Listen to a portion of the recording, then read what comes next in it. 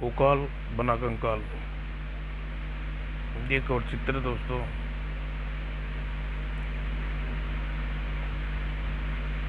खचाखच भरे विकास नगर के राज दरबार में आप हमारे राज्य में अत्यंत सम्मानीय पुरोहित परिवार के सदस्य हैं। पुरोहित श्री माली जी अपने और आपके पुरखों ने अपनी अद्भुत विद्या के विलक्षण ज्ञान के बल पर भविष्यवाणियां करके राज्य में आने वाली विपत्तियों से बचाया है। कृपया वर्षों पश्चात आज राज दरबार में आने वाले का आपका प्रयोजन बताकर हमें कृतज्ञ करें। अधीरता और व्याख्या अनुकूलता से भरा हुआ पुरोहित श्रीमाली का स्वर। मेरे राज दरबार में आने का प्रयोजन मेरे परिवार में आने वाला एक ऐसा संकट है महारानी, जिसको रोकने के कोई उपाय नहीं किया जा गया। तो हो सकता है वह संकट मेरे परिवार के साथ साथ पूरे विकास नगर पर फिर पृथ्वी पर को अपनी चपेट में ले ले। ओह, अगर ऐसा है तो हम संभव उपाय से आपके परिवार पर आने वाले कष्ट को दूर करने का प्रयत्न करेंगे, परंतु क्या आप उस संकट के विषय में विस्तार से बताने का संकट करेंगे। उस पहली बार ऐसा हुआ है कि मैं अपनी सारी विद्या और सारे ज्ञान का उपयोग करने के बाद भी उस संकट के विषय में नहीं जान पाया, परंतु यह पक्का है कि पूरे विश्व पर एक ऐसा संकट आने वाला है जो सबसे पहले मेरे परिवार को अपना निशाना बनाएगा। ओह, बोलते बोलते पुरोहित श्री माली चौंक उठे। अचानक उसके चेहरे पर आतंक का भय मंडराता चला गया। वो संकट यही है महारानी, उसका लक्ष्य निश्चित मैं हूँ। मुझे बचाइए महारानी। सैनिकों, महारानी के आदेश के साथ ही राज दरबार में उपस्थित सैनिक पुरोहित श्रीमाली के चारों तरफ से घेर लिया, लेकिन अचानक ही सैनिकों का सुरक्षा घेराव ऐसे टूटा जैसे मोतियों की माला टूटती है। मृत्यु से कोई कितना भी भागना चाहे, परंतु मृत्यु तक पहुंच जाती है। शायद तेरे भाग्य में इसी दरबार में मरना लिखा है और इस राज दरबार में पुरोहित जी का नहीं, तेरी मृत्यु लिखी है शैतान। ऐसा ना होता तो तू यहाँ मरने ना आता। मेरे स्वामी ने अपने उद्देश्य के लिए शव को पुरोहित का ही गिराने को कहा है।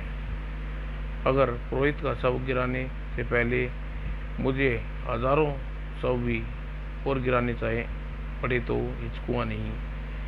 ओह, इसकी आंखें अक्षत घातक किरणें निकल रही हैं। मुझे सबसे पहले अपनी राज दरबारियों से कहना चाहिए, भागो यहाँ से, सभी भाग जाओ। मुझे सभी से कोई मतलब नहीं। मुझे मतलब है पुरोहित ना भाग पाए, मेरे अपना शिकार बनाना है। ओह, इससे पहले कि वह मेरा और पुरोहित जी के किरणों से कोई ऐत करे, मुझे इसकी किरणों का स्रोत पराग की सहायता से बंद कर देना चाहिए। ओह, लेकिन तू मुझे इतनी आसानी से अपने शिकार नहीं करने देगा। लेकिन मैं पहले तेरी वायु गोली से तेरा प्रबंध करता हूँ और जिसमें फंसकर तू ऐसे घूमता रहेगा जैसे चिकरगन्नी घूमती रहती है। ओह, और समूचा वायु गोले में परिवर्तन होता था लगाया भोकाल, और चकरगन्नी घूमती रही। हाँ, अब तू ऐसे ही घूमता रहे और मुझे अपनी खुली आंखों से देख, मैं अपनी बंद आंखें से कैसे शिकार करता हूँ। उफ! इस शैतान ने पुरोहित जी को ऐसे दबोच लिया जैसे सिंह हिरण को दबोच लेता है। अब अगर मैंने कुछ नहीं किया तो वह एक ही झटके में पुरोहित जी का गर्दन मरोड़ देगा। और तुरंत ही भोकाल के कंठ से निकला एक नाम, भोकाल, जो न सिर्फ साधारणतः आलोक महाबली भोकाल बनकर प्रलयकारी शक्तियों को प्रदान करता था, बल्कि उसे संकट के हर तूफान से बचाता था। छोड़ दे पुरोहित को, क्योंकि अब तुझे अपनी मृत्यु देवता के पास जाना है। और तेजी से लपक कर भोकाल ने उसके अपनी बाजुओं में अपने शिकार को कस लिया। और जिसकी बल तू पहुंचना है शैतान से, किंतु बहुत जान है तेरे हाथों में। इनकी जकड़ से छूटना आसान नहीं है लगता, लेकिन फिर भी तू ना मुझे जकड़े रख पाएगा और ना ही शिकार करने से रोक पाएगा, क्योंकि मैं परछाई के रूप में तेरे शरीर से छूटेगा और अपना शिकार करने यहाँ से चला जाऊंगा और खत्म रहेगा भोकाल। मगर समय आश्चर्य एक झटका लगा जब उसकी बाजुओं में जकड़ा शैतान पानी की तरह निकल चला गया। ओह! और वह भोकाल की हार थी, क्योंकि न सिर्फ उस शैतान को रोक पाया था और न ही पुरोहित श्रीमाली को बचा पाया था। वो आखिर वह शैतान अपने उद्देश्य में सफल हो ही गया। और यह सब मेरे होते हुए धिक्कार है मुझ पर। दुखी मत हो महाबली, तुमने अपना कर्म किया और परिणाम तुम्हारी इच्छा अनुसार नहीं निकला।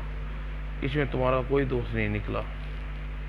राजपुरोहित जी के बारे में सोचना छोड़कर इस बारे में सोचा कि जिसके कारण पुरोहित जी के प्राण गए। पुरोहित जी के भविष्यवाणी के अनुसार वह संकट सिर दिए संपूर्ण विश्व पर छा जाएगा। ऐसा नहीं होगा। उस संकट को सिर से उखाड़ने से पहले ही कुचल डालूंगा, लेकिन ऐसा करने से पहले मुझे पुरोहित जी के गांव जाकर उसके परिवार वालों के पुरोहित जी की मृत्यु की सूचना पहुंचाकर उनकी सुरक्षा का कोई प्रबंध करना होगा। पुरोहित जी की श्रीमाली की मृत्यु की सूचना को लेकर भोकाल विकास नगर से रवाना हो गया और वह तो पहले ही पुरोहित जी के घर पहुंच गई थी। नहीं, यह नहीं हो सकता। ऐसा ही हुआ है बहन। किसी ने दुष्ट शैतान ने पुरोहित जी का हत्या कर दी है। उसकी अस्थियां अभी भी राजधानी में ही मौजूद हैं। हे भगवान, यह तूने किस किस कर्मों की सजा दी है हमें। तूने हमारे परिवार को कौन सा संकट डाल दिया। रो मत माँ, रो मत। जो संकट आया है वह दूर होगा। पिताजी यूं अकाल असमय काल का ग्रास नहीं बन सकते। याद है दादाजी ने कहा था, अगर परिवार में कोई संकट आए तो उनसे संपर्क किया जाए, वे सब ठीक कर देंगे। दादाजी पिताजी के दोबारा जीवन दान प्रदान कर देंगे। मैं तुरंत जाकर दादाजी से मिलता हूँ। हरी, रुक जा बेटे। और अपनी माँ की एक ना सुनी है। हरी मोहन नामक बच्चे ने आवेश में घर से बाहर दौड़ता चला गया और उसी समय वहां मौजूद एक शख्सियत दरों पर रहस्य में मुस्कान दौड़ गई। राजपुरोहित के घर सूचना पहुंचाकर स्वामी का संदेश सफल हो गया। राजपुत्र का पुत्र अपने दादा से मिलने निकल पड़ा है। मुझे यह सूचना इतनी सिर्फ स्वामी तक पहुंचानी चाहिए। और वह शख्स का चेहरा बदल गया। उस चेहरे में मौजूद भाव बता रहे थे कि कोई गहरी चाल चल रही थी। और उसी समय उस चाल का मोहरा था श्री माली का बेटा हरिमोहन, और सिरदी जंगल में स्थित गुफा में मौजूद था। ऐसा है तो गुफा का वातावरण उसे मायूस हृदय को कपकपा पैदा कर रहा था, लेकिन फिर भी उसके अधरों पर थी वह पुकार, दादाजी दादाजी। आपने कहा था दादाजी कृपा सामने आइए, देखिए हम भय से कांप रहे हैं, हमें सामने आना ही होगा।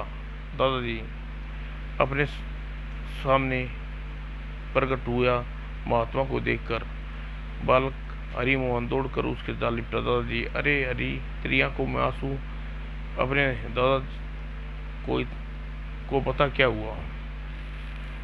बालक की बात सुनकर चिंता की रेखाएं खिंच गई अनुभवी चेहरे पर।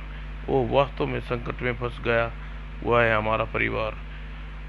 मगर अगर हमने यह प्रण न लिया होता जब तक हम मानवता का रक्षा के लिए अपना तप पूरा न कर लें, वह इस पवित्र गुफा से बाहर नहीं निकलेंगे। और हम पर उस संकट को दूर करने स्वयं तेरे साथ चलते आ रही। लेकिन तू चिंता मत कर, सब ठीक हो जाएगा। तेरे पिता बहुत समझदार हैं, जीवित होकर सब ठीक।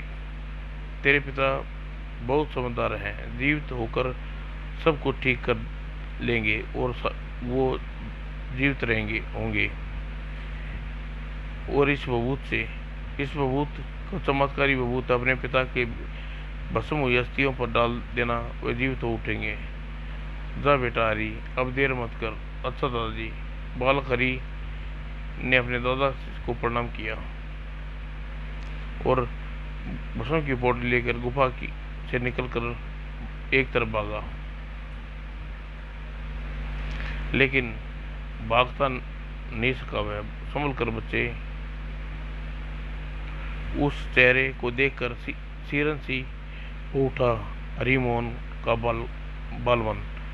देखो, हमने तुम्हें गिरने से बचा लिया ना। अच्छे बच्चे, इस तरह संभल कर खड़े हो जाओ और हमें थैली पुरस्कार के रूप में दो। नहीं नहीं, हम यह थैली आपको नहीं दे सकते, इसमें हमारे लिए अत्यंत महत्वपूर्ण है। छोड़िए, हमें जाने दीजिए। अच्छे बच्चे हो तुम, सचमुच शैतान बच्चे बन गए। वो शैतान बच्चे से शैतान जैसा व्यवहार करना चाहिए। मैं समझ गया हूँ, आप मुझे इस थैली छीनना चाहते हैं, लेकिन आपको ऐसा हरगिज़ नहीं करने दूंगा। हरी ने न सिर्फ अपना हाथ मछलियों की तरह फिसला, बल्कि उसकी तेज नाखून उसके चेहरे पर घोंप दिए और कमान से छूटे तीर की तरह भागा। शैतान बालक, इस भूवत को तू उस थैली के लिए भागा जा रहा है और हासिल करने के लिए न सिर्फ हमें षड्यंत्रों का जाल बुना, बल्कि उस बल पर एक ऐसा सपन भी सजो कर रखा है जो किसी तीनों लोग सम्राट बेबनान बनाएगा। उस भूत को तो मैं हर हाल में हासिल करूंगा, चाहे उसके लिए मुझे तेरे शरीर की राख ही न क्यों न करना पड़े। और उस शख्स के हाथ से छूटी काली किरणें और वह मोटी धार, और निश्चित ही वह हरिमोहन के शरीर को राख में बदल देती। अगर वहां रक्षक न पहुंच जाया होता तो बच्चे पर अपनी शक्ति का प्रहार करना दुष्टता है, दुष्ट। और इस कायरता का दंड मृत्यु दंड है। और जब मैं राजपुरोहित के घर पहुंचा तो उसकी पत्नी ने मुझे बताया कि उसके पति मृत्यु का समाचार सुनकर पहले ही उस तक पहुंच चुका है।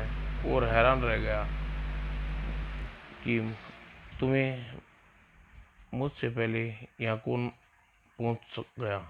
लेकिन जब मुझे पता चला कि उसके पिता की मृत्यु की सूचना पाते ही वह पुत्र अपने दादा से मिलने से भागा गया है, तो मैं समझ गया कि कोई न कोई चक्कर है। फिर मैं इधर का रास्ता पूछकर तुरंत ही इधर चल पड़ा। और भोकाल, मुझे तेरी कायरता पर भरपूर दंड देगा दोस्त। और विकास नगर में पुरोहित की हत्या करके लौट मेरे सेवक ने मुझे बताया था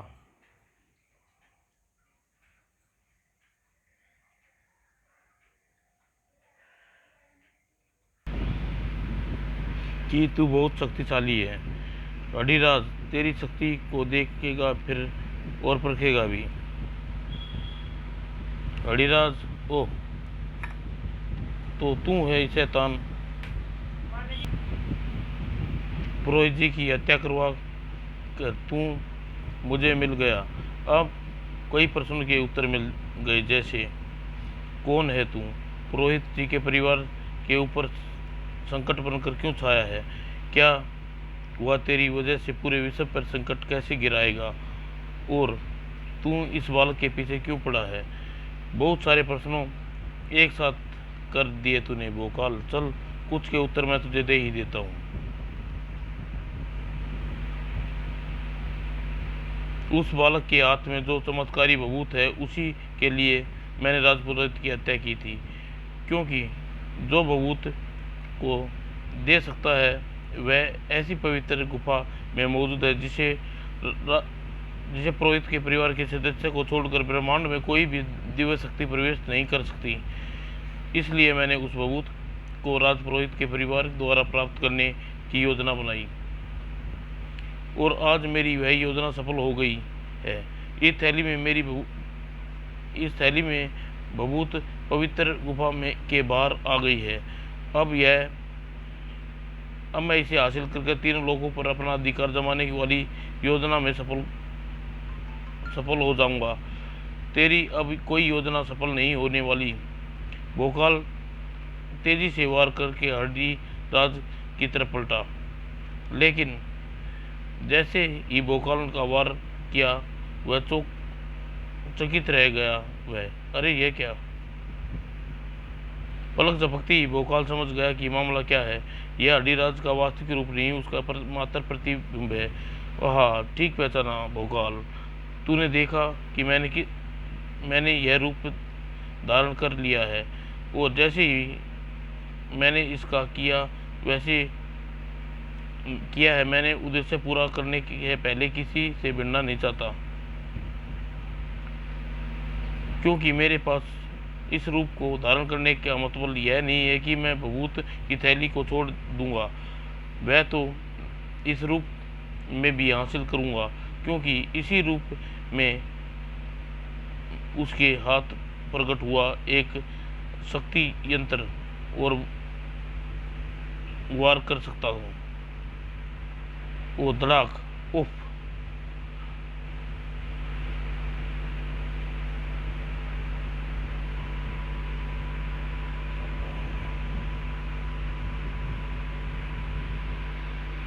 और हरि मोहन के हाथ में भभूत वाली थैली छोटी छीनी। तू पुरोहित श्रीमान के पुत्र अहिति करने के लिए यही ठीक, अंतोष्टि करने के लिए यही ठीक रहेगा। ओह, पुरोहित जी के पुत्र को अपनी शक्ति के जाल में कस लिया है, जाल में फंसा लिया है। और अब इस बालक को प्राण के संकट छुटाने के लिए मुझे इसके पीछे जाना की मूर्खता हरगिज नहीं कर सकता।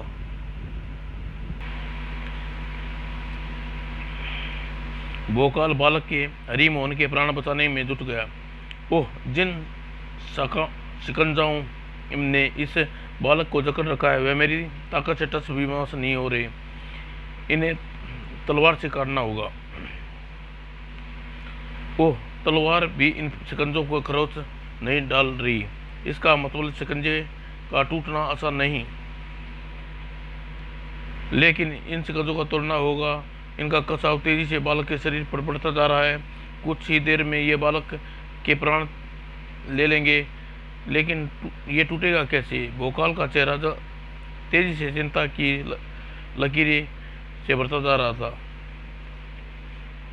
और जबकि वह आड़ीराज के चेहरे पर एक कान से दूसरे कान तक खींची थी शैतानी मुस्कान की लकीर।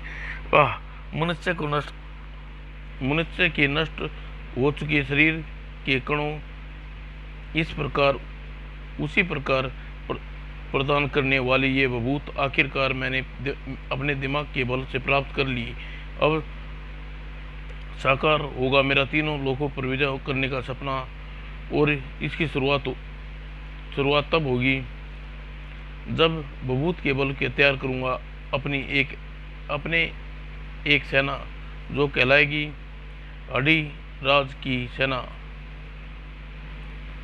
और कुछ ही क्षणों में उस बबूत ने जो प्रतिक्रिया हुई उसे देखकर खुद आड़ीराज जैसे शैतानी की भी आंखें अविश्वास से अधिकता से फैलती चली गई, क्योंकि उसकी फटी हुई आंखें के सामने पृथ्वी पर उठकर खड़े हुए योद्धाओं जो वर्षों पहले समाप्त हो चुके थे, और उनकी संख्या एक दो नहीं बल्कि सैकड़ों थी। हाँ, आड़ीराज की शैतानी सेना तैयार है, और अब सिर्फ ब्रह्मांड में गूंजेगा एक ही नाम, आड़ीराज। और आड़ीराज अपने उद्देश्य में सफल हो गया था। और उधर भोकाल हरिमोहन को बचाने का उपाय सोच रहा था। इस बालक आड़ीराज की इस दृष्ट शक्ति से बचाने के उपाय मुझे सूझ गया, लेकिन इसके लिए मुझे इसे लेकर यहाँ से उड़ना होगा और वहाँ पहुँचना होगा गुफा तक, जहाँ इसके दादाजी महात्मा योगीचार्य तपस्या में लीन है।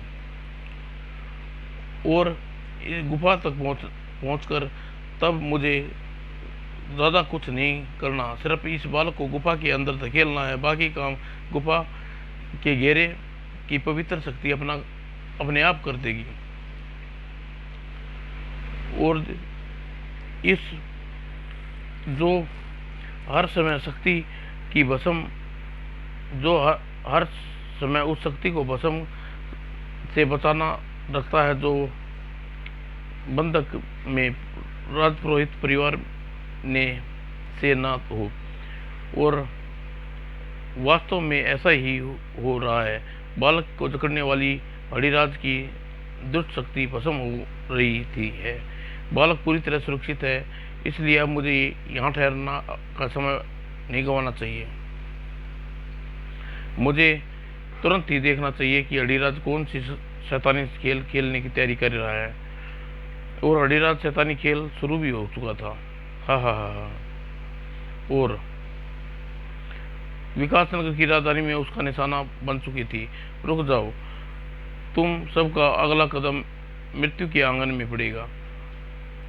सामने विकासनगर का सेनापति अपनी सेना की बड़ी टुकड़ी के साथ मौजूद था, और अब उसमें उलझ अपनी शक्ति नहीं गंवाना चाहता था। इसलिए आगे बढ़ो मेरे सैनिकों, उसका मुंह तोड़ जवाब दे, और ध्यान रहे इस जवाब में उसकी हड्डी तोड़ देना। लेकिन मनुष्य की हड्डियों की आड़ीराज को बहुत प्रेम है। एक हड्डी को संभाल कर सजो कर रखना चाहता है। और आड़ीराज आड़ीराज के हाथ से निकली किरणें सामने खड़े लोगों को अपनी चपेट में लेने लगी, और दूसरे क्षणकरणों की चपेट में आते ही ऐसे चीखे माने आत्माएं उनका शरीर छोड़ गई हो। आ। लेकिन ऐसा नहीं हुआ था। उनकी हड्डियां उनके शरीर नहीं छोड़ नहीं रही थी और जादूगर के इशारे पर लड़की नाचती है, ठीक वैसे ही हड्डीराज के इशारे पर लोग के शरीर से निकलकर हड्डियां नाच रही थी। और जब शरीर की हड्डियां निकल रही थी तो लोग लंचपूज होकर गिरना आरंभ हो गया था और हड्डीराज ने लोगों की हड्डियां चुराने में व्यस्त था। और इधर उन सेवकों से युद्ध में प्रवीण सिंह अन्य सैनिक अब का पानी पिलाने में व्यस्त थी। ओह, इन योद्धाओं के शरीर में तो घाव हो ही नहीं रहे, ना ही इनके शरीर से खून निकल रहा है और ना ही कोई अंग कटने का असर पड़ रहा है। ओह, समझ में नहीं आ रहा कैसे समाप्त किया जाए। इन्हें समाप्त करने का तरीका मेरे पास है सेनापति। यह ज्वाला शक्ति इनके शरीर से टकराएगी तो इन्हें भस्म कर डालेगी। और भोकाल उस कारनामे से सैनिकों का उत्साह दुगना हो गया और उत्साह से चीख उठे, सही महाबली भोकाल की जय। और इस जय घोष को सुनकर तेजी से पीछे पलटा हड्डीराज। ओह भोकाल, तूने यहाँ आकर मेरे सेवक योद्धाओं को नष्ट कर दिया। कोई बात नहीं, चलता हूँ, लेकिन एक क्षण, और जाते जाते तेरी हड्डियां तो लेता जाऊं।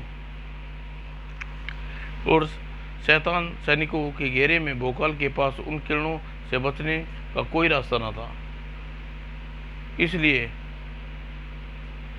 ना वह किरणें अपने शरीर से प्रवेश करने से रोक पाया और ना शरीर से निकली उसकी हड्डियों। और जैसे ही हड्डियां भोकाल के शरीर से छोड़ा वैसे ही गीली मिट्टी की तरह ढहे जमीन पर बैठता चला गया। और अपने शैतानी सैनिकों के साथ ठाका लगातार चला गया वह हड्डीराज। और भोकाल उसे जाते देखता रहने के सिवा कुछ न कर सका। यह लोग की तरह हड्डीराज मेरी भी हड्डी चुराने में सफल हो गया, लेकिन हड्डीराज की हड्डियां चोरी क्यों कर रहा है? क्या करना चाहता है वह हड्डीराज? इसके बल पर कहीं हड्डियों का संबंध विश्व में आने वाले संकट से तो नहीं है, लेकिन इसके बारे में पुरोहित माली जी ने बताया था। अगर श्री माली जी के पिता महात्मा योगाचार्य जाकर मिलूं तो वह मुझे इस बारे में अवश्य ही कुछ बता सकते हैं, किंतु उनसे मिलना ही होगा। किंतु इसलिए अब अरे मैं तो खड़ा नहीं हो उसका। ओह, मुझे महात्मा योगाचार्य विगुल के पास बजाय गुफा तक पहुंचना ही है, इसलिए अपने पैरा को इस शरीर को सहारा देने के लिए कुछ यंत्र बनाने होंगे और ताकि उसकी सहायता से खड़ा होकर मैं अपने पंखों की सहायता से उड़ सकूं। वो आज बड़े काम का आ रहे हैं ये पंख। इन पंखों से मेरे कंकाल में कोई संबंध नहीं, इसलिए इनकी हड्डियां अभी तक सही सलामत हैं, जैसे पहली से गति प्रदान कर रही हैं। और जल्दी इस विचित्र गुफा तक पहुंच गया हूँ, लेकिन पुरोहित का परिवार न होने के कारण मुझे गुफा में प्रवेश नहीं कर सकता और अपने प्रण के कारण महात्मा योगाचार्य बाहर नहीं आ सकते। तुम सही सोच रहे हो महाबली, हमने वास्तव में गुफा से बाहर ना आने का प्रण किया है हुआ था, परंतु यह प्रण हमने मानवता के भले के लिए किया था, लेकिन अपनी तुम्हारी दशा देखकर लग रहा है कि अब हमारे प्रण का कोई औचित्य नहीं रहा, इसलिए हम बाहर न आए। वह का मानवता की बेचैनी, जिससे भले ही हम तप कर रहे थे, गुफा से निकलकर भोकाल के सामने आ खड़ा हुआ महात्मा योगीचार्य। क्षमा क्षमा कीजिए महात्मा, शरीर में अस्थियां नहीं हैं, इसलिए आशीर्वाद लेने के लिए आपके चरणों में नहीं झुक सकता। कृपा करके मेरे प्रश्नों का उत्तर देकर मेरी कोशिकाओं का शंकाओं का निर्माण कीजिए। भोकाल ने अपने प्रश्न बताए तो उनके उत्तर गंभीर स्वर में बोले, महात्मा योगाचार्य, हमारे पोते की दिव्य मामूल छीन लेने के पीछे अड़ीराज का उद्देश्य अत्यंत भयानक है महाबली। वह भभूत के बल पर वह एक ऐसी शैतानी सेना निर्माण करना चाहता है जिसकी सहायता से वह देवलोक पर चढ़ाई करके विजय प्राप्त कर ले। परंतु वह जानता है अगर वह देवलोक पर चढ़ाई करने में सफल भी हो गया तो देवराज इंद्र वज्र का सामना नहीं कर सकता। इसलिए वह किसी ऐसे मनुष्य की अस्थियां खोजने में है जिसका अस्त्र बनाकर वह इंद्र के वज्र को मात कर सके। और उसे यह नहीं पता कि वह पुण्य मनुष्य कौन है जिसकी अस्थियां वह इंद्र के वज्र से टकरा देने वाला अस्त्र बना सकता है। इसलिए हर मनुष्य की अस्थियां की चोरी कर रहा है जो उसके सामने पड़ रहा है। ऐसा करने के पीछे उसका एक यह मंशा है कि कभी उसकी खोज पूरी होगी। और यह मुझे अत्यंत दुख के साथ कहना पड़ रहा है कि तुम्हारी अस्थियां चुराते ही अपनी खोज पूरी हो गई। मेरी अस्थियां?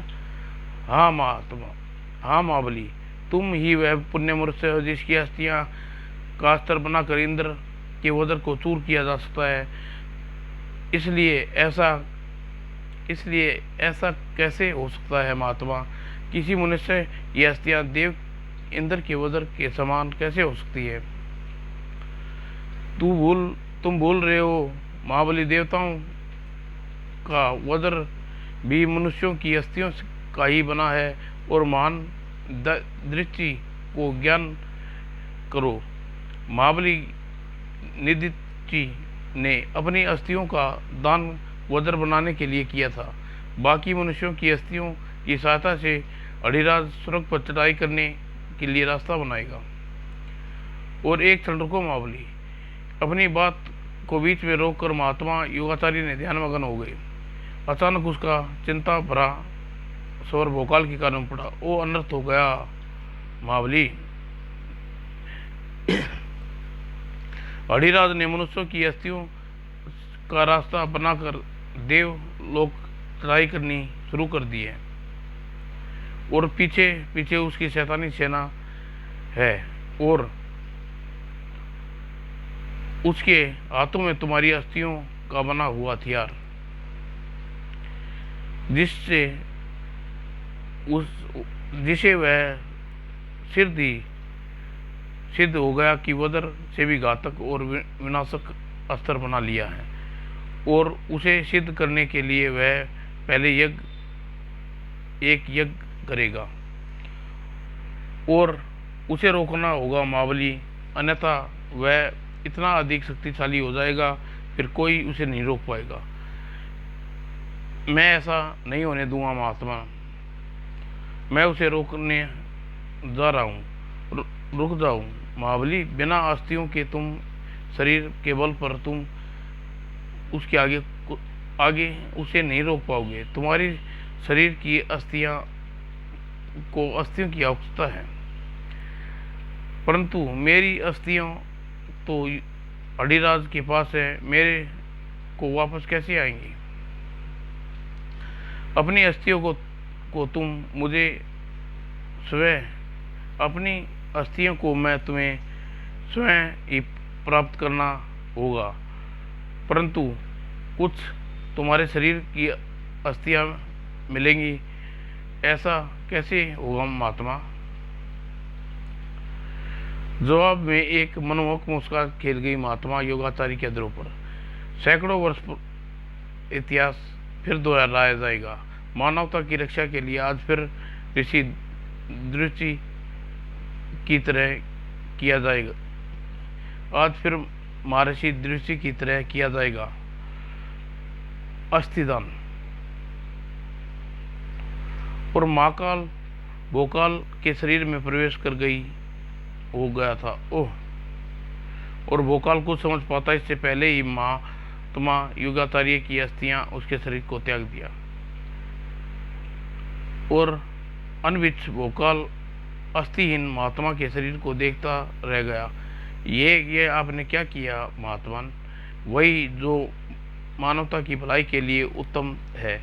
हमारी अस्थियां तुम्हारे शरीर में पुनः खड़ा कर दिया, इसलिए यहाँ खड़ी होकर प्रश्नों करने की में समय मत गवाओ और अपने शरीर में कृत्रिम सहारों को हटाओ और हम अपने उद्देश्य को पूर्ण करने के लिए बढ़ जाओ।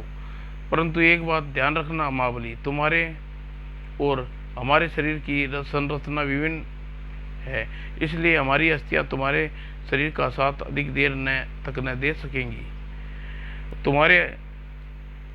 तुम्हारे अति शीघ्र करके हड्डियों को प्राप्त करनी होंगी, जबकि तुम ऐसा करने वाले होगे तो हमारी अस्थियां स्वयं हमारे शरीर में लौट आएंगी। अब जाओ, जो आज्ञा महात्मा। और भोकाल ने श्रद्धा से अभिदान कर्ता को प्रणाम किया और अपने पंखों की सहायता से दुर्गति से उड़ चला।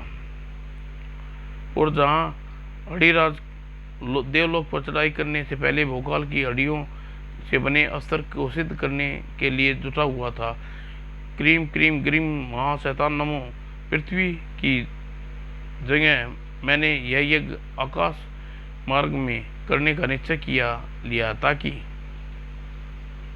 इस वातावरण में शैतान शक्तियों को कोई अस्त्र न पहुंच और न ही विभिन्नता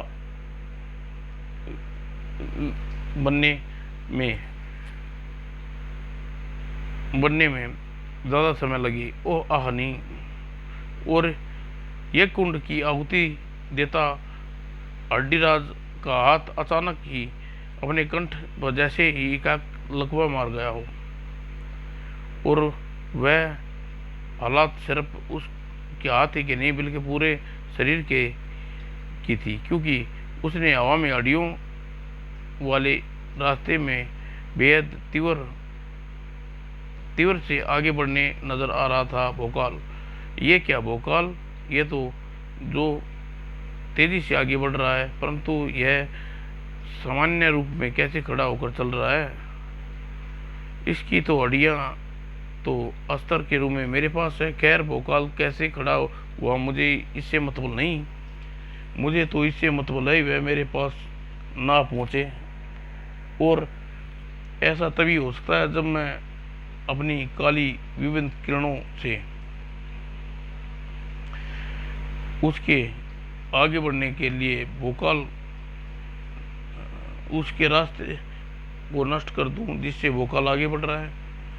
और काली किरणें ने उस भीषण वार ने हड्डियों का वह रास्ते के परकचे उड़ा दिए, और इसी के साथ भोकाल नीचे की ओर ऐसे लहराया जैसे पेड़ से टूटा नारियल, और तेजी से भोकाल नारियल की तरह, नारियल से बहुत फर्क था। नारियल के पंख नहीं होते, इसलिए भोकाल की तरह उड़ नहीं सकता। मूर्ख अडिराज, कंकाल के रास्ते नष्ट करने के तूने अपना नुकसान किया। भोकाल का तो इसका कोई प्रभाव नहीं पड़ने वाला था, क्योंकि वो काल तो अपने पंखों की सहायता से उड़ सकता है। हा हा हा, अपना नुकसान कर, तू इतना मूर्ख नहीं।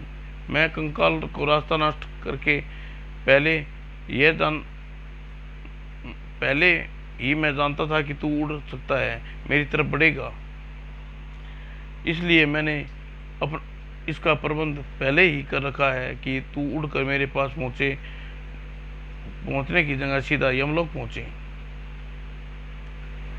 और अत्यंत जहरीली धुएं का बादल वहां चारों वातावरण में चारों तरफ धुआं फैलने लगा। बादलों में से जो घुसेगा क्षण भर में ही पानी पानी हो जाएगा। और भोकाल ने तुरंत आगे गति पर लगाम लगाया। ओए, सही समय पर मेरी निगाह गिद्धों पर पड़ी गई, वरना धुएं के बादल में प्रवेश कर गए होते और घुसकर मेरे भी यही हाल होते। इसका सीधा सा अर्थ है कि वे जहरीले धुएं के बादल हैं। उनसे पार करने के लिए मुझे करनी होगी थोड़ी सी तैयारी।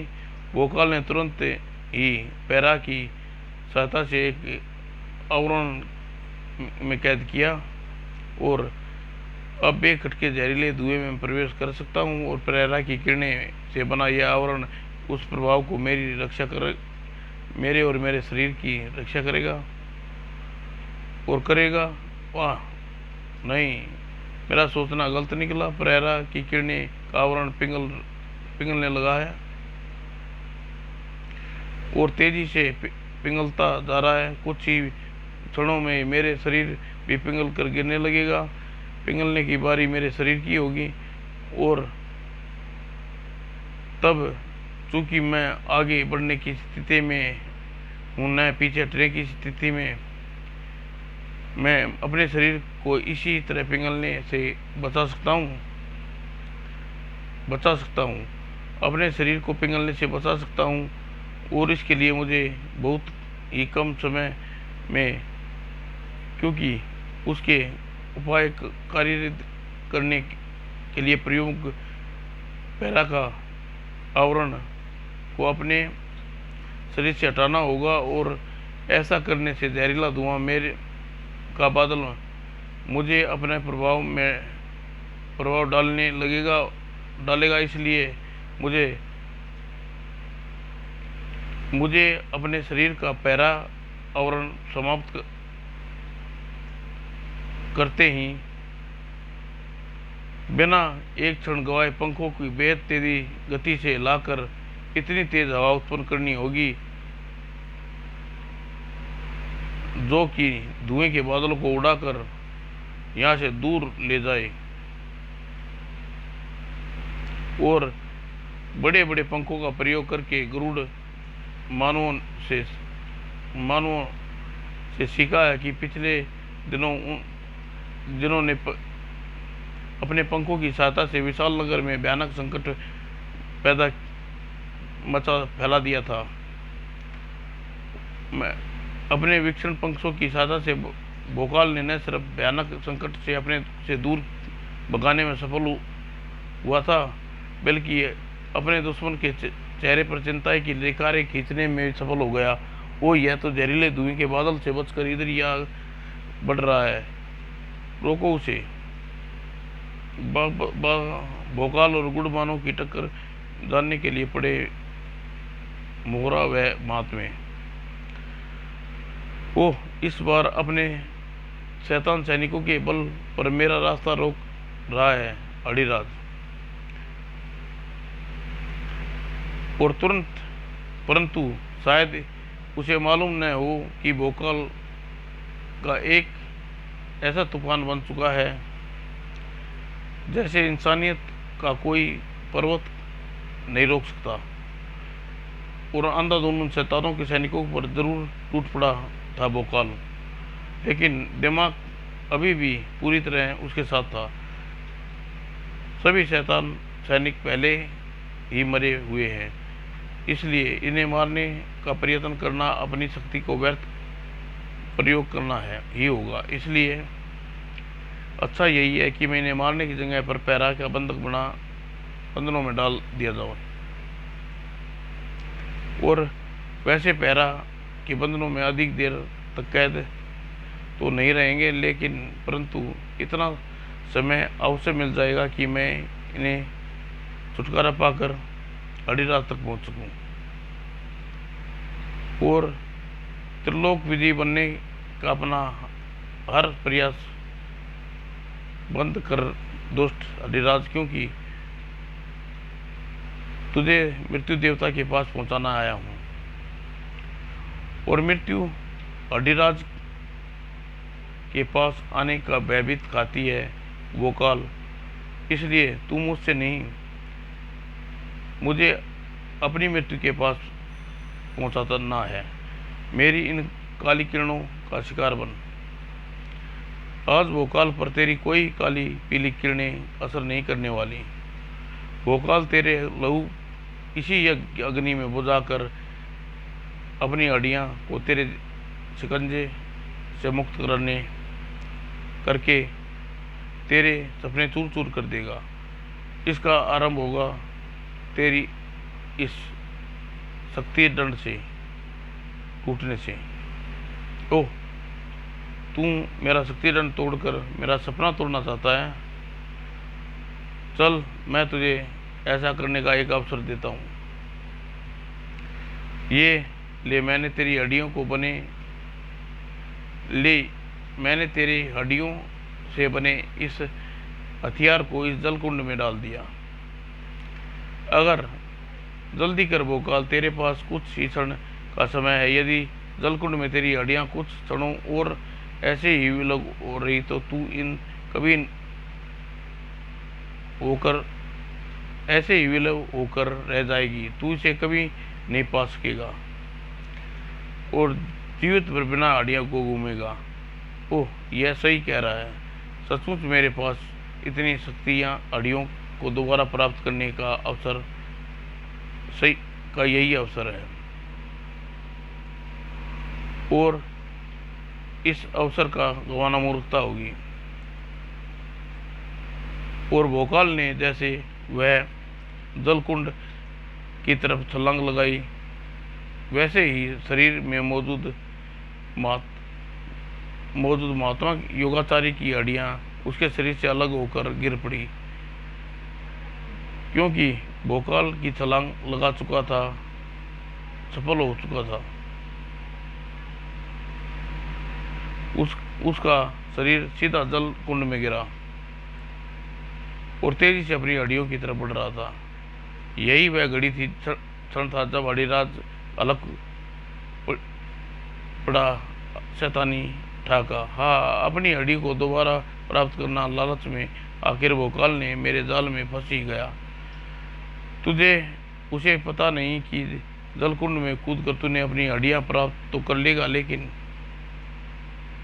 इस अग्नि जीवन को प्राप्त नहीं कर पाएगा जो भी इस जलकुंड में भस्म होने वाला है। क्योंकि मेरी हाथों से निकली यह चिंगारी इस जलकुंड को बना देगी भयानक अग्निकुंड। हाँ, और उधर जलकुंड में भीषण अग्नि का कुंड में बदल गया और महात्मा योगाचार्य का प्रयास से अपनी हड्डियों को धारण करना भोकाल चौंका। ओह, यह क्या, मैं जलकुंड में आग लग गई। किंतु यहाँ से बाहर कैसा निकलना होगा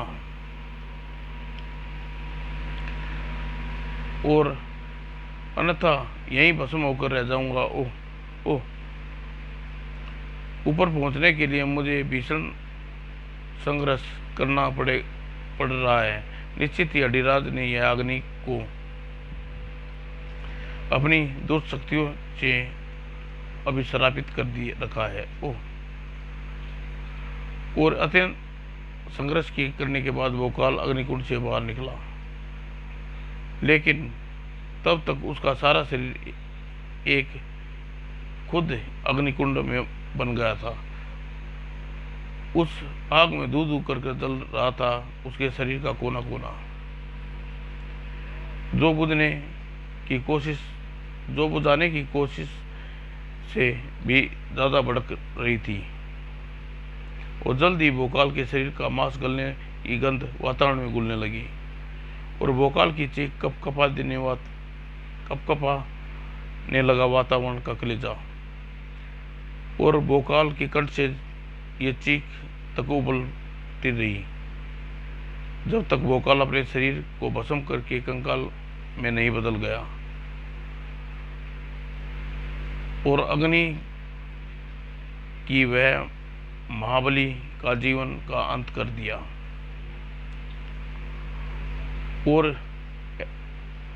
और जैसे ही ऐसा हुआ, अडिराज के अलग से एक कहकर आकाश तक हिला दिया। हा हा हा, कंकाल मेरे सामने पड़ा है, अब मुझे छीनने का प्रयत्न कोई नहीं कर सकता, क्योंकि भोकाल नामक वह महाबली जिस ऐसा कर सकता था राख बन गया।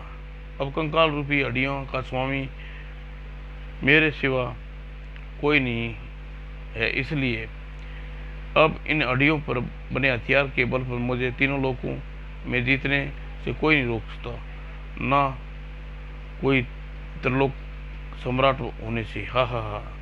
और सफलता के नशे में सूर हड्डीराज नहीं जानता था कि वहाँ सिर्फ कंकाल नहीं पड़ा था जिसमें केवल पर कंकरा त्रिकोल सम्राट बनने की सोच रहा था,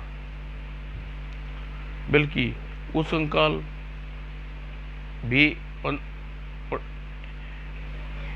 वह कंकाल भी पड़ा था जो जिसके हर सपने को चूर करने की सोच रहा था, और वह कंकाल था महात्मा योगाचार्य का।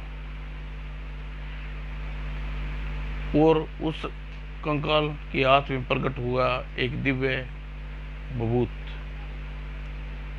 और जो वर्षों पहले भस्म हुए योद्धाओं को जीवित कर सकती थी, तो फिर भला बबूत इस भोकाल को कैसे जीवित न कर सकती थी।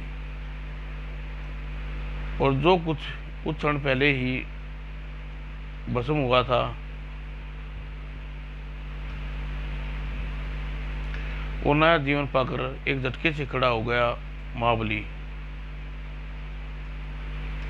और इसी के साथ हड्डीराज के हलक में उलाता अठाका दर्दनाक चीखों में बदल गई। ओह,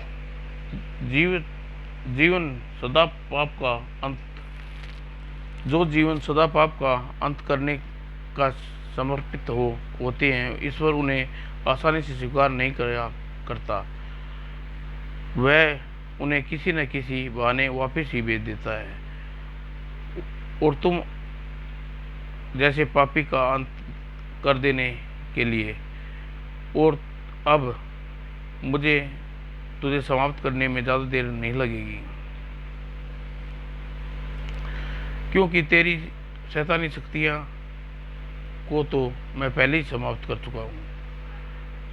और मेरी शक्तियों को मात करने तू यह मत समझना भोकाल कि तू मुझे समाप्त कर देगा। मुझे समाप्त करना असंभव है, क्योंकि प्राण मेरे हृदय में है और मेरा हृदय मेरे शरीर में है ही नहीं। और इस शैतान की सेना किसी एक सैनिक के सीने में धड़क रहा है, और टुकड़े टुकड़े में बदल हर तरफ पड़ी है मुझे छोड़कर। और अपने प्राणों की चिंता कर, क्योंकि जैसे ही मुझे तेरे कंकाल मिलेगा, वैसे ही मैं सभी शक्ति यहाँ वापस आ जाएंगी। ओह, यह एक बार फिर शैतान को समाप्त करने पर उतारू है, और एक बार इसकी संख्या इतनी अधिक है कि परारा भी इन सबको नहीं रोक पाएगा। मुझे इन्हें बचने का कुछ न कुछ उपाय सोचना होगा, अति शीघ्र, क्योंकि इनसे ज़्यादा देर बचे रहना असंभव है, क्योंकि इनसे बचने के लिए मुझे क्या किया जाए। दिमाग में घोड़े पूरी तरह गति से दौड़ने के बाद भोकाल को दिखाई दी अंधेरे में रोशनी की किरण। इन सैनिकों पर प्रहार करने का कोई लाभ नहीं। लाभ तो तब होता जब मैं अड़ीराज को पार करूंगा। ओह, लगता है तू मेरे हाथों मरना चाहता है, तभी तो मुझ पर वार कर रहा है। चल, तेरी यह इच्छा पूरी किए देता हूँ। और भोकाल उस पर टूट पड़ा। और इस प्रकार अड़ीराज और इस प्रकार से भोकाल के अधरों पर मुस्कान खेल गई। बहुत खूब, और तेजी से प्रहार कर, यही मैं तो चाहता हूँ। जितनी तेजी से तू वार करेगा उतनी तेजी से तेरी सांस फूलेगी, और उतनी तेजी से सांस फूलेगी, और उतनी तेजी से तेरा वह हृदय धड़केगा जो तेरे शरीर में नहीं है, किसी एक शैतान के शरीर में है। और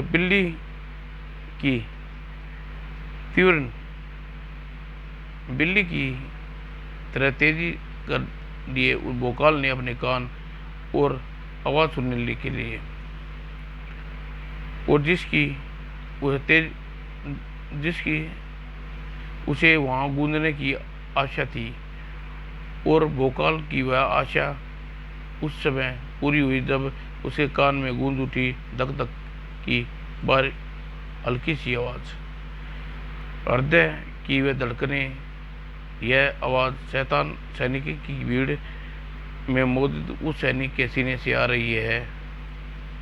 इसलिए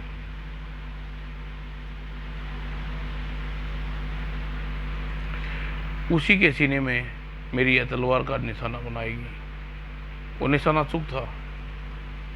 भोकाल की तलवार ने उस सैनिक के सीने में साथ साथ उसके धड़कते अड़ीराज के दिल को भी तीर डाला, और इसी के साथ चीखता हुआ अड़ीराज फटे हुए वृक्ष की तरह भांति नीचे गिरा और फिर शांत हो गया सदा के लिए।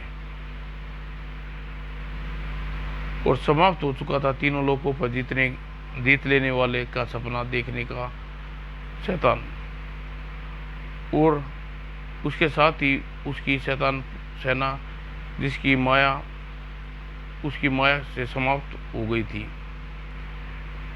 और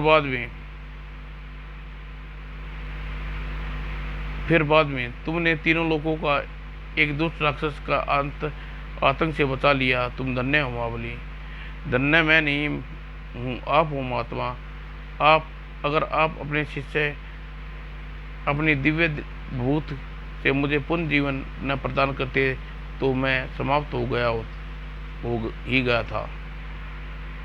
अब कृपया अपना कंकाल ग्रहण कीजिए और अपने पुत्र को दिव्य भूत देकर आज्ञा दीजिए, ताकि अपने परिवार को सदस्य के हाथों अपने पुत्र आपके पुत्र रोहित श्री माली को जीवित करवा सकूं, और लोगों को दोबारा अस्थियां दे सकूं जिसकी अस्थियां अड़ीराज ने चुरा कर ले गया था। जल्दी ही बालक हरिमोहन के साथ दिव्य भभूत के साथ राजधानी की ओर उड़ चला जा रहा था भोकाल। समाप्त दोस्तों।